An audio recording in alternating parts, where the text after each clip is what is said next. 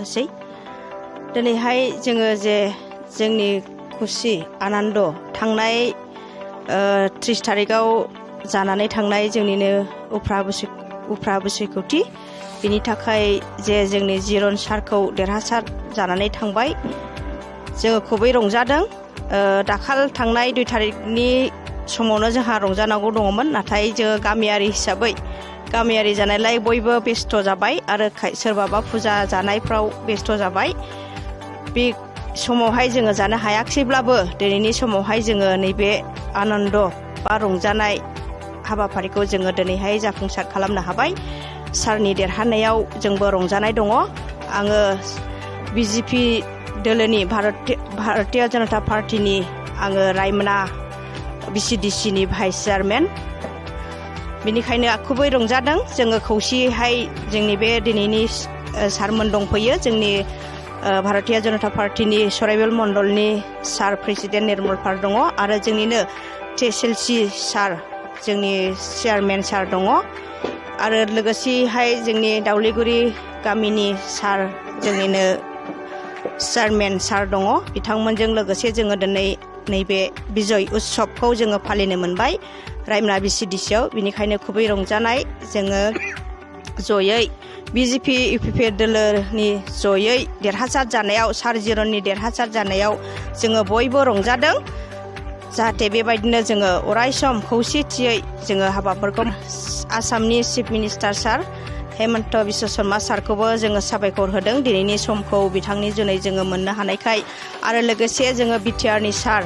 जोंनिनो सार जे प्रमद बर' सारखौबो जोङो हाजासे साबायखर होदों बिथांमोननि दुआरैनो जोङो नैबे रायमना बिसिडिसियाव दिनै जोङो रंजानाय जानाय लोंनाय हाबाफारिखौ जोङो खुंनो मोनदों आरो जोबथारनायाव साबायखर होदों जोंनिनो सार जिरन बसुमतारी सारखौबो देरहासार जोङो खालामनो हाबाय जयै जोङो खौसेथियै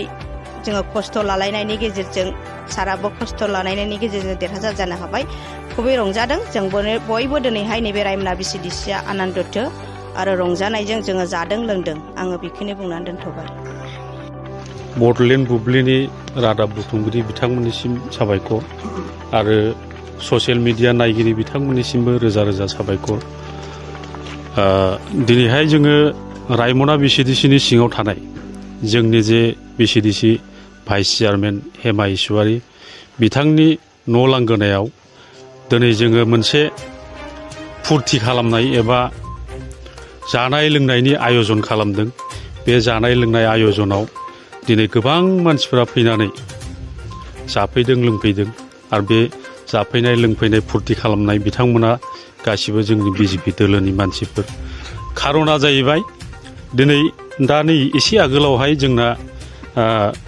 सराइबिल मण्डल कमिटि बिजेपिनि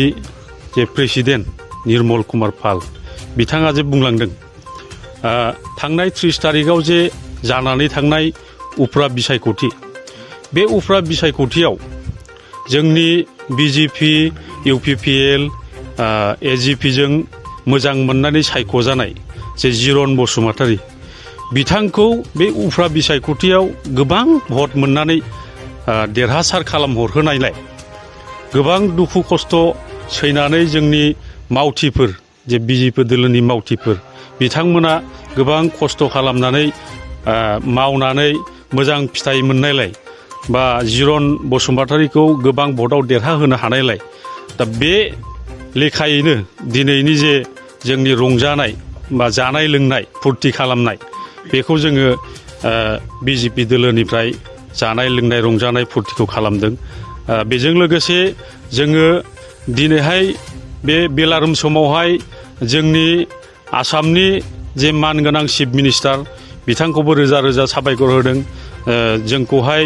बे बाइ इलेक्सनाव देरहासार खालामनायाव बिथाङा जोंनो गोबां लामा देखायदों आरो गोबां सहाय होदों बेजों लोगोसे जोंनि जे बिटिआरनि चिफ प्रमद बर' सार बिथाङाबो जोंखौ लानानै गोबां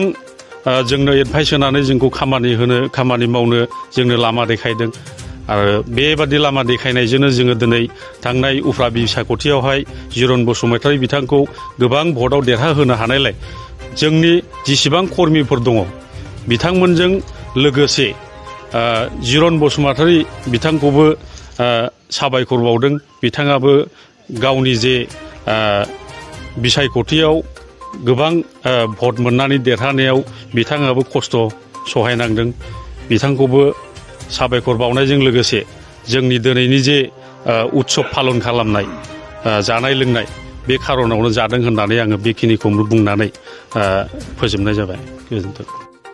আজি আমি ইয়াত এটা খোৱা লোৱাৰ ব্যৱস্থা কৰিছিলোঁ ৰায়মানা VCTC। যোৱা 30 তাৰিখত যিটো আমাৰ উপ নিৰ্বাচন হ'ল 28 নম্বৰ গোসাইগাঁও সমষ্টি, সেই উপ নিৰ্বাচনত আমাৰ UPPL আৰু BJPৰ প্ৰাৰ্থী আছিল জিৰণ বসুমতাৰী। তেখেতে 28,000তকৈ বেছি ভোটত জয়যুক্ত হৈছে। এই জয়যুক্ত হোৱাৰ আধাৰত আমি ক'ব পাৰোঁ যে আমাৰ UPPL BJPৰ কৰ্মীসকলে আপ্ৰাণ চেষ্টা কৰিছিল। লগতে আমাৰ ভোটাৰসকলে দেখিছিল যে কেন্দ্ৰত BJP চৰকাৰ, আমাৰ অসমতো BJP চৰকাৰ আৰু BTRত BJP আৰু UPPLৰ মিত্ৰজোঁটৰ চৰকাৰ। সেইকাৰণে ৰাইজে নিশ্চিন্ত মনে একান্তভাৱে আমাৰ প্ৰাৰ্থী জিৰণ বসুমতাৰীক ট্ৰেক্টৰ ভোটত চিহ্নত ভোট দি জয়যুক্ত কৰিলে। সেই আনন্দত আমি আজি বিজয় উৎসৱ হিচাপে বিভিন্ন VCTCত আমি প্ৰীতিভোজৰ আয়োজন কৰিছোঁ। ঠিক সেইদৰে আজি ৰায়মানা VCTCতো আমি ইয়াৰ বিভিন্ন জাতি জনগোষ্ঠী মিলি পেলাই এটা প্ৰীতিভোজৰ আয়োজন কৰা হৈছে। আজি আমাৰ সেই প্ৰীতিভোজ সম্পন্ন হ'ল আৰু আগতে যাতে আমি এনেকৈ সবে মিলি জাতি বৰ্ণ ভাষা নিৰ্বিশেষে সবে মিলি যাতে আমি চৰকাৰৰ লগত থাকোঁ আৰু আমাৰ যিসকল প্ৰাৰ্থী আমাৰ দিয়া হ'ব তেওঁলোকক এইদৰে বিপুল ভোটত আমি জয়যুক্ত কৰাম বুলি সবে আমি আজি প্ৰতিজ্ঞাবদ্ধ আৰু আমি আনন্দত আত্মহাৰা হৈছোঁ। এইখিনি